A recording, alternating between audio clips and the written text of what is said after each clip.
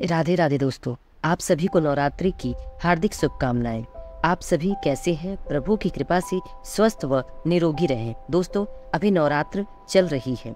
आज नवरात्र का 5वां दिन है। दोस्तों, आप सभी को पता होगा कि कुल 4 नवरात्र होते हैं, 2 प्रगट और 2 गुप्त नवरात्र। दोस्तों, गुप्त नवरात्र के बारे में मैंने पहले अपने पुराने वीडियो में बताया है। अगर आपने अभी नहीं देखा है तो चैनल को सब्सक्राइब कर देख लीजिएगा। दोस्तों, अभी जो नवरात्र चल रही है उसे प्रगट नवरात्र कहते हैं। साथ ही इस नवरात्र को शारदीय नवरात्रि भी कहते हैं। दोस्तों, आप सभी को पता है कि नवरात्र में हम माता रानी के 9 रूपों की पूजा करते हैं। इसमें बहुत से लोग अपने अपने घरों में माता रानी का पाठ स्वयं करते हैं या किसी पंडित की मदद से करवाते हैं। मंदिरों में और पंडालों में भी माँ के उन 9 दिनों में पाठ होता है। माता रानी के नाम की जोत जलती है। हम अपने अपनी तरह से माता रानी को प्रसन्न करते हैं। लेकिन क्या आपने सोचा है कि ऐसी क्या शक्ति है इन पाठ, अर्थात ऐसी कौन सी शक्ति है कि इन पाठ के मंत्रों में कि मनुष्य 9 दिनों तक बिना किसी परेशानी के उन पाठ को पूरा कर माता को प्रसन्न करता है। तो आइए आज मैं आपको बताती हूँ। दोस्तों, माता के नवरात्र में हम माता को प्रसन्न करने के लिए दुर्गा सप्तशती का पाठ करते हैं। दुर्गा सप्तशती में कुल 13 अध्याय होते हैं। इन 13 अध्यायों को 3 चरित्र भी कहते हैं।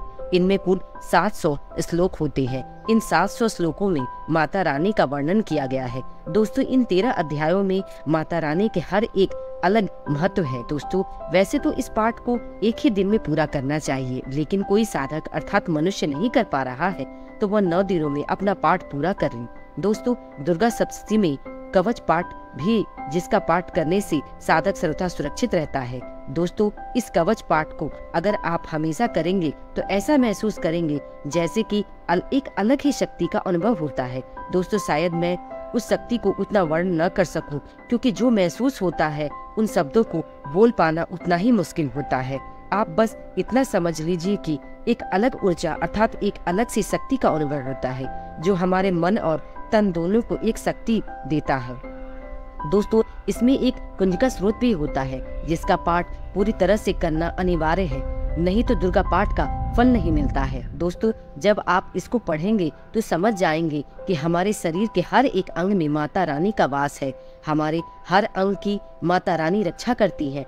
इस सृष्टि के हर मनुष्य, जीव जंतु में सब में माता रानी का वास है। दोस्तों, इस पाठ में क्षमा याचना भी है, उसे भी हर रोज करना चाहिए, ताकि अगर हम से कोई गलती हो जाए तो माता रानी हमें क्षमा कर सके। दोस्तों, दुर्गा पाठ करने से एक अलग तरह की शक्ति की अनुभूति होती है। जो साधक यह पाठ हर रोज करता है वह सदा सुरक्षित रहता है। उसे किसी भी प्रकार की बाधा छू भी नहीं सकती। इस पाठ में इतनी शक्ति है कि हमारे आसपास किसी भी नकारात्मक शक्ति को आने नहीं देती है।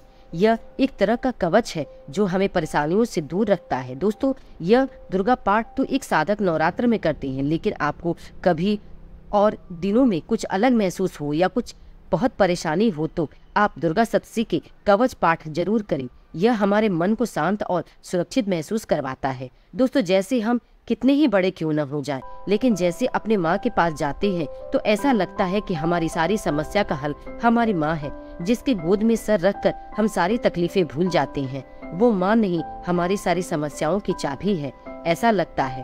और सच में हम अगर अपनी समस्याएं अगर अपनी माँ को बताएं तो देखना कैसे वो उसका हल तुरंत निकाल देती है।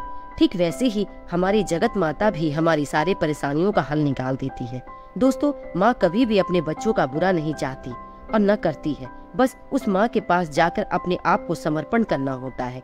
तो देखिए कैसे माता रानी हमारी सारी परेशानियों को दूर करती है। दोस्तों, साफ मन से माता रानी की उपासना कर के देखो कैसे माता रानी हम सभी पर प्रसन्न होती है। माता रानी को प्रसन्न करने के लिए साधक दुर्गा पाठ कर माता को प्रसन्न कर यही चाहता है कि मेरा परिवार सदा सुरक्षित रहे, खुश रहे। इस दुर्गा पाठ में माँ के 9 रूपों के साथ उनकी शक्ति, उनकी ममता, उनका सृजन, उनका संहार, सबका वर्णन है। दोस्तों, माता रानी एक कन्या से लेकर एक पत्नी, माता, बहन, बेटी, नारी और एक संहार करनी भी है।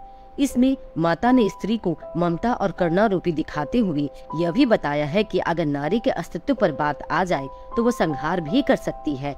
इसलिए नारी की इज्जत करे, उसे मान सम्मान दे। बदले में नारी अपना घर परिवार को वो अपना जीवन पूर्ण रूप से समर्पित कर देती है। वो सारा जीवन अपने परिवारजनों के लिए जीती है। तो नारी का सम्मान करें। दोस्तों, हर माता में माता रानी ही विराजमान होती हैं। तो आइए अपनी माता का सम्मान करें और जो हमारे जीवन दायिनी माता रानी की आराधना करें और प्रेम से जयकारे लगाएं और बोले माता रानी की जय। दोस्तों, आपको यह मेरी कहानी कैसी लगी? अगर अच्छी लगी हो तो प्लीज़ मेरे चैनल को लाइक, शेयर और सब्सक्राइब करें। प्रेम से बोलिए राधे राधे।